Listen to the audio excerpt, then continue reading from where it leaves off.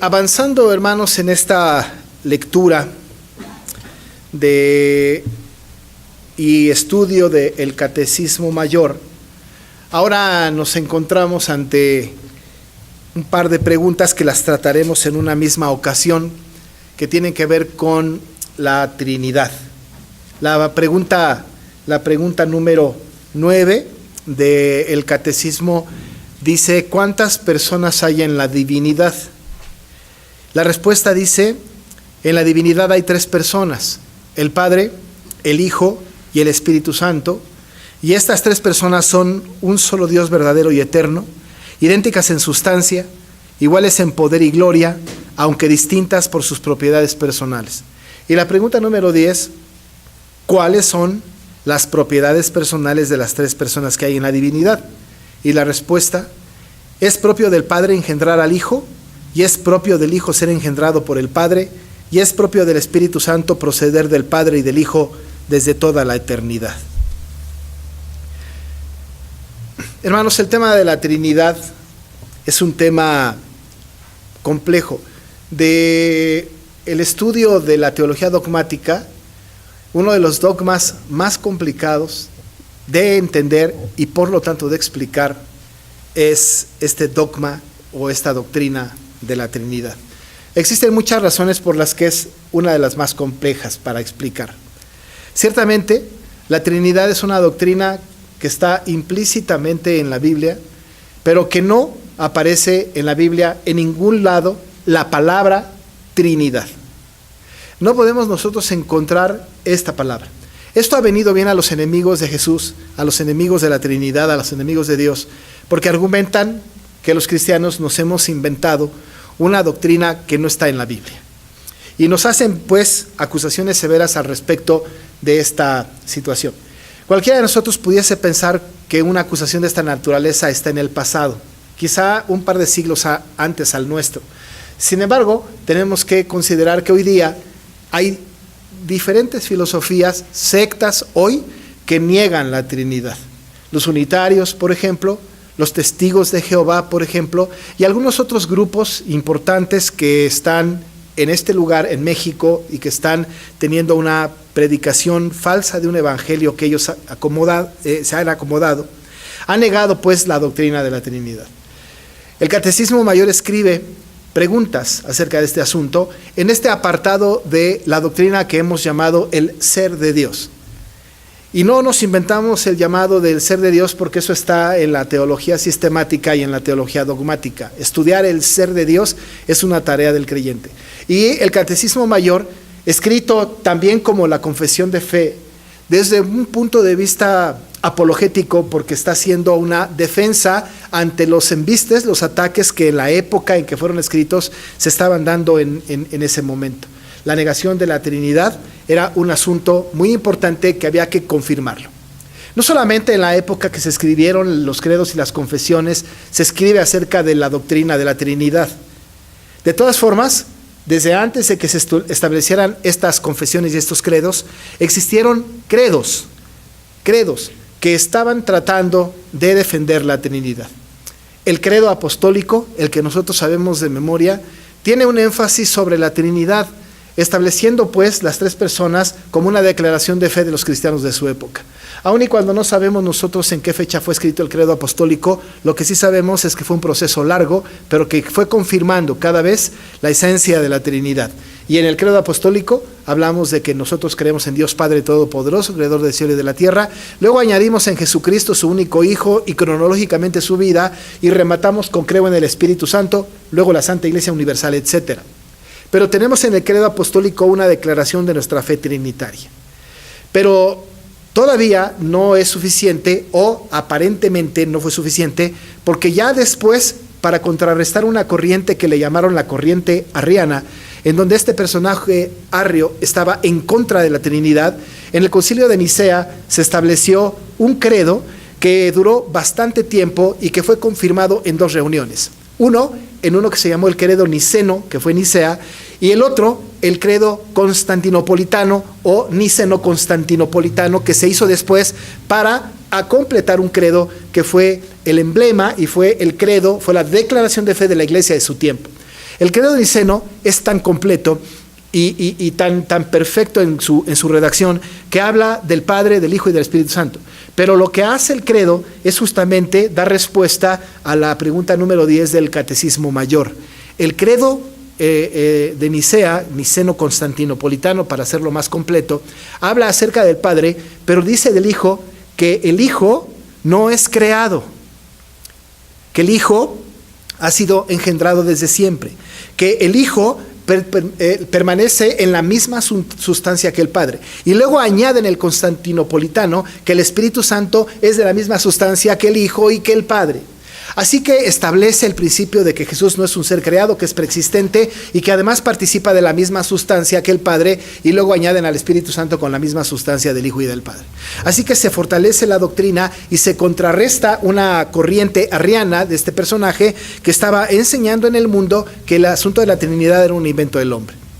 Esta doctrina siguió su camino, se escribieron las confesiones, los catecismos, y tomó una fuerza tan importante que hoy día ningún grupo cristiano, o que presumiblemente se llame cristiano, puede negar la doctrina de la Trinidad. Pero para nuestro asombro, hoy día, ante las corrientes liberales de nuestro tiempo, ante los asuntos de diferentes personas, estudiosos de la crítica textual, de la crítica bíblica, sí, han estado tratando de encontrar una razón, han estado tratando de encontrar una explicación lógica de la Trinidad. Porque una de las cosas que hacen los críticos textuales, los de la alta crítica pues, es tratar de explicar una doctrina dogmática a través de la razón. Y como no hay razón que explique la Trinidad, hoy están desacreditando la doctrina. Eso está sucediendo en nuestros tiempos. Eso está pasando en nuestros ambientes cristianos. Por eso tenemos que estar nosotros preparados para presentar defensas al respecto de este asunto. Es muy evidente que la doctrina de la Trinidad no se puede explicar a través de la razón. Es más que evidente. Si cualquier crítico liberal viene y nos dice, es que no puedes explicar la Trinidad por la razón, la respuesta nuestra es, evidentemente, no lo podemos hacer. Porque el conocimiento de la Trinidad, siendo de la teología dogmática, es un conocimiento suprarracional. Este concepto lo hemos repetido varias veces a lo largo del tiempo, pero los conocimientos o las doctrinas suprarracionales son aquellas doctrinas que nosotros tenemos, que conocemos, pero que no hay manera de explicarlo por la vía de la lógica o de la razón. Si nosotros quisiéramos explicar el nuevo nacimiento, es bien complicado. ¿Cómo explicamos la regeneración? ¿Volver a nacer? ¿Qué es esto? Nicodemo no lo entendió y Jesús tuvo que explicarle. Pero el nuevo nacimiento o la regeneración es un conocimiento suprarracional. ¿Cómo lo explico? Pero no solamente la regeneración, sino incluso las doctrinas soteriológicas son difíciles de explicar, como la justificación. Quizá la santificación es más sencillo, pero la glorificación o la justificación son complicados para que nosotros podamos estudiar. La mayoría de las doctrinas escatológicas son complicadas para estudiarlas a través de la razón. La segunda venida de Cristo es complicada para explicarlo a través de la razón. La resurrección de Cristo es imposible explicarla por vías de la razón. Todas esas doctrinas, junto con la Trinidad, entran pues dentro de este grupo de doctrinas que son suprarracionales, es decir, van más allá de la razón. ¿Qué se necesita para entender la Trinidad? Una cosa importante es que para entender la Trinidad, solamente el regenerado, el que ha sido nacido de nuevo, el que ha sido convertido su corazón, pudiera entender por el Espíritu el asunto de la Trinidad. Una persona no regenerada no puede entender la Trinidad. Para que nosotros podamos entender la Trinidad, debemos de ser personas que hemos sido salvadas por el Señor. A nosotros, sus hijos, su pueblo, a los que ha Él escogido para ser su pueblo, nos ha dado la posibilidad de entender este misterio maravilloso y real de la doctrina de la Trinidad. ¿Pero en qué consiste esta doctrina? Aun y cuando nosotros sabemos la doctrina y ninguno de los que estamos aquí la negamos, quizás sería suficiente con que yo me parara aquí y les dijera, hermanos, la Trinidad está conformada de Dios Padre, Dios Hijo y Dios Espíritu Santo. Vamos a orar, terminamos el sermón y nos vamos. Eso sería como suficiente. Sin embargo, vale la pena que podamos hacer un pequeño análisis muy corto acerca del sustento bíblico que tiene la Trinidad. Porque si bien es cierto que no está escrito la palabra Trinidad, lo que sí es cierto es que ahí, en la Escritura, está la Trinidad activa.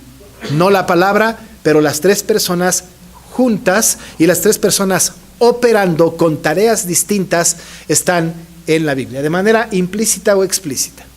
De manera implícita, nosotros tenemos a la Trinidad desde el principio de la creación, cuando Dios dijo y escribió Moisés: hagamos al hombre a nuestra imagen y semejanza. A partir de ahí hay un visto importante de un Dios plural. No muchos dioses, no una reunión de dioses. No hubo en la eternidad pasada una reunión de muchos dioses, como si fuera la idea griega, ¿no?, del Olimpo, en donde se juntan dioses para determinar. No. Era este único Dios que había establecido la creación, o había definido la creación, pero que en esa presencia del Elohim, en esa presencia del Dios plural, está contenido el Padre, el Hijo y el Espíritu Santo. Moisés escribió esta porción, pero Moisés también escribió Deuteronomio 6:4. Y ya estudiamos la vez pasada que Moisés, cuando escribió esto por mandato de Dios inspirado por el Espíritu Santo, ha establecido lo que ya nosotros leímos como la Shema, si ustedes se acuerdan.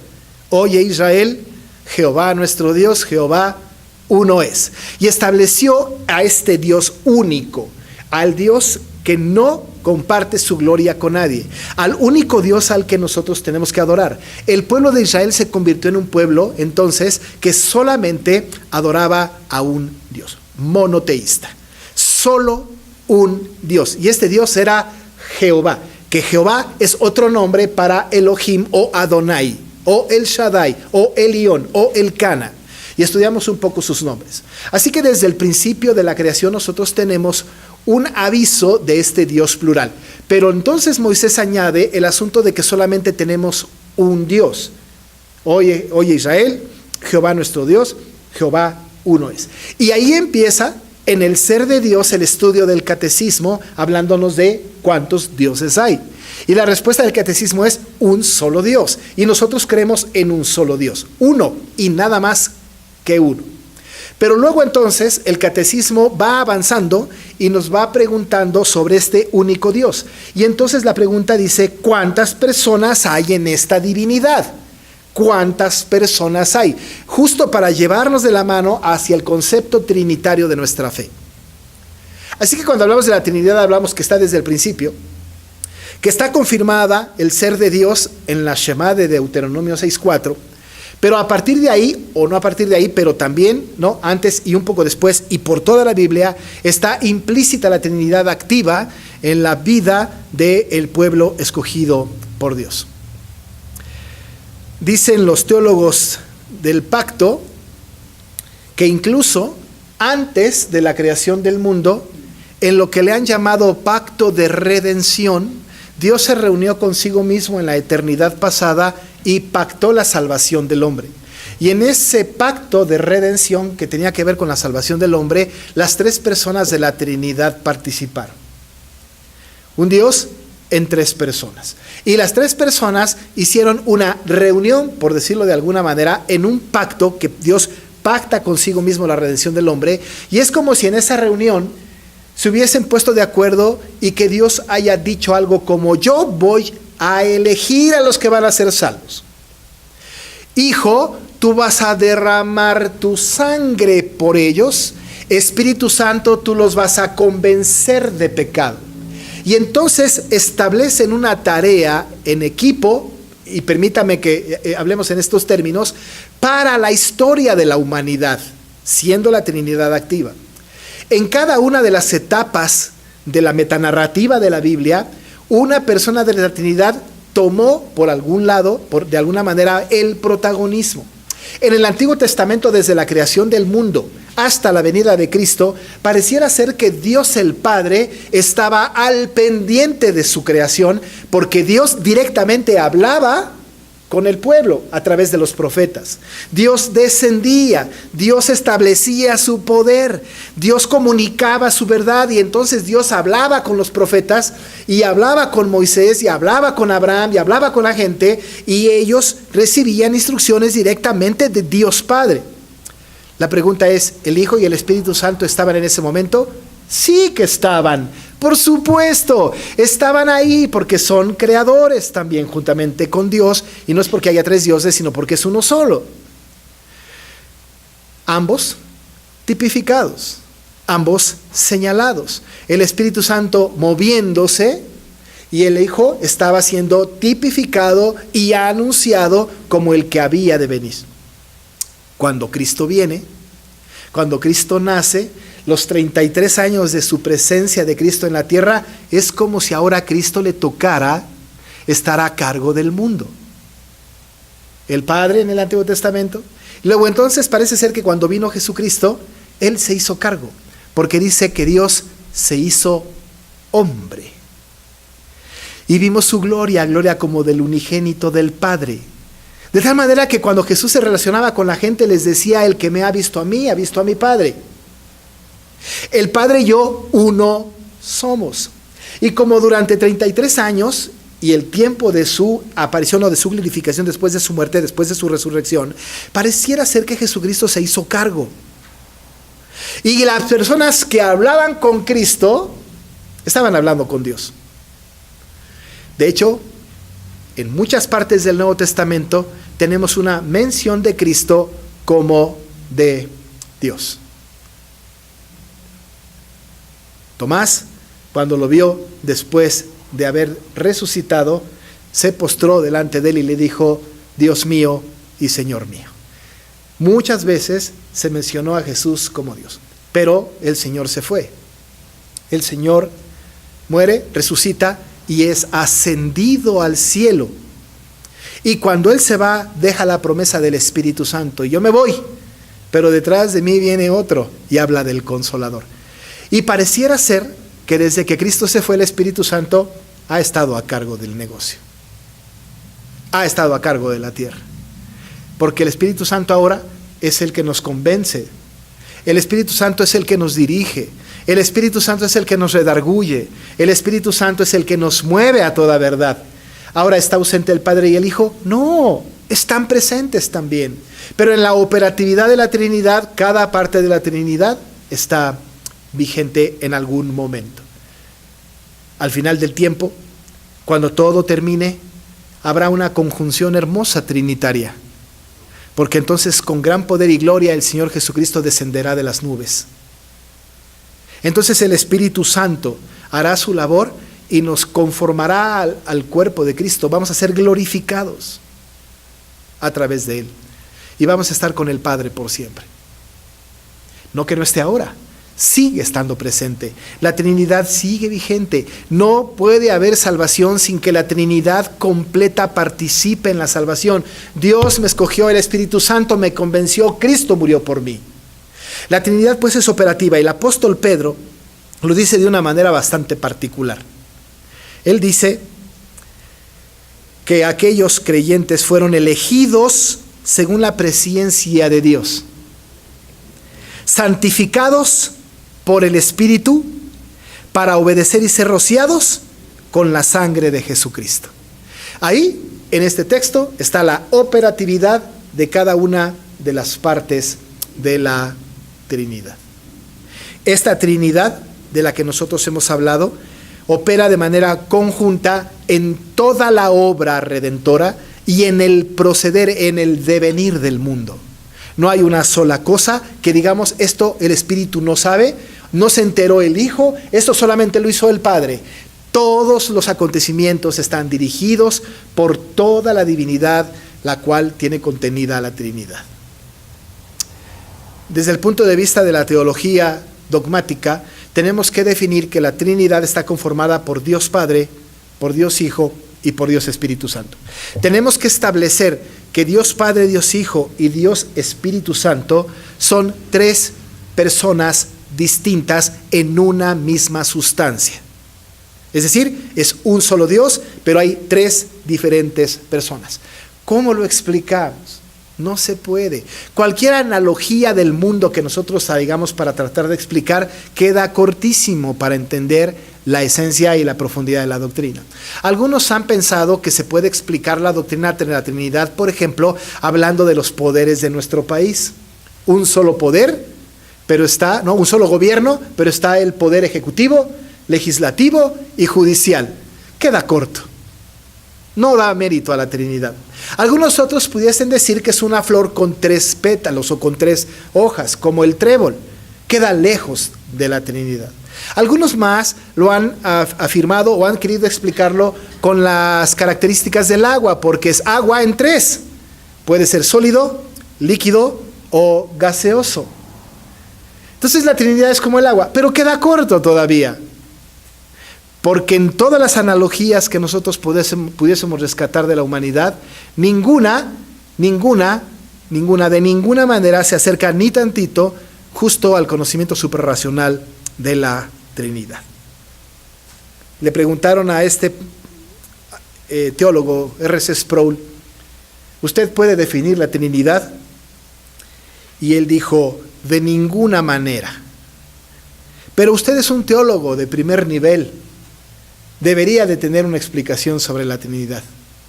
Él dijo, no puedo explicar la Trinidad y tampoco anhelo explicar la Trinidad, porque si hubiese una explicación de la doctrina, dejaría de ser divina.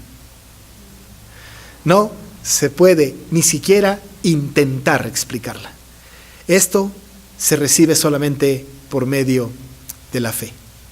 La Trinidad es una doctrina que se adquiere exclusivamente por medio de la fe. La Trinidad no rompe con la unicidad. Dios es uno y solamente a este Dios adoramos, pero en 3 personas. El Padre tiene una personalidad, el Hijo tiene una personalidad, el Espíritu tiene una personalidad. Y lo más complejo de la Trinidad es que entre los 3 se comunican. ¿No es cierto que Jesús ora a su Padre? ¿No es cierto que el Espíritu Santo lleva al Padre y habla con el Padre y lleva nuestras oraciones y las traduce con gemidos indecibles? ¿No es cierto que el Padre le habló al Hijo? ¿No es cierto que el Padre le llama al Espíritu Santo? Hay interacción entre la Trinidad y es una interacción perfecta, plena y divina. No hay posibilidad de que entre ellos haya una discusión porque es un solo Dios. Uno solo. La Biblia no tendría sentido si no tuviésemos nosotros la conjunción de las 3 personas. Cuando Jesús vino, las 3 personas de la Trinidad estuvieron presentes para entregar al mundo a Jesucristo en su ministerio. Cuando fue bautizado en el Jordán, el Señor Jesucristo, el Hijo, estaba siendo bautizado. El Padre estaba diciendo, este es mi Hijo amado en quien tengo complacencia, y el Espíritu Santo en forma de paloma descendió sobre Jesús. Estaba avalando el ministerio de Dios Hijo. Y su ministerio empezó, y su ministerio terminó, pero la Trinidad nunca dejó de existir. Hoy día el Padre sigue vigente, el Hijo sigue vigente, el Espíritu Santo sigue vigente. Si nosotros no creyéramos en la Trinidad, no pudiésemos creer en un Dios pleno, soberano y único. La doctrina de la Trinidad es la doctrina que establece nuestra fe y que define nuestra creencia. Juntamente con la Trinidad, en esta doctrina maravillosa de la Trinidad está puesta nuestra fe. Si la Trinidad no existiera, si no existiera Dios en 3 personas, nosotros estaríamos jugando a ser iglesia. Pero por la Trinidad, doctrinas como esta, o la resurrección, nuestra fe tiene sentido. Así que lo que podemos decir de la Trinidad y lo escueto que tiene el catecismo mayor acerca de esta Trinidad es hablar de este Dios trino, de una misma sustancia, pero con el mismo poder y gloria. Vamos a orar. Señor, qué difícil es esta doctrina. La manejamos con mucha frecuencia. Incluso cuando oramos, oramos al Padre, esperando que el Espíritu Santo lleve nuestra oración ante tu presencia, y lo hacemos en el nombre del Hijo. Porque así has pedido que sea. No entendemos, Dios. Pero esta es una cosa que no nos has revelado. Lo que nos has querido revelar está en tu palabra. Y creemos que hay un Dios trino. Por eso adoramos al Padre, al Hijo y al Espíritu Santo. Y estamos seguros que nuestra salvación se debió a ti, Señor, en 3 personas. Padre, que nuestra fe no decaiga y que sostengamos toda nuestra vida que existes en 3 personas y que por tu obra maravillosa tú nos escogiste, el Espíritu Santo nos santificó y el Hijo roció su sangre sobre nosotros. Gracias, Padre, por esto. Te alabamos y bendecimos en el nombre de Jesús.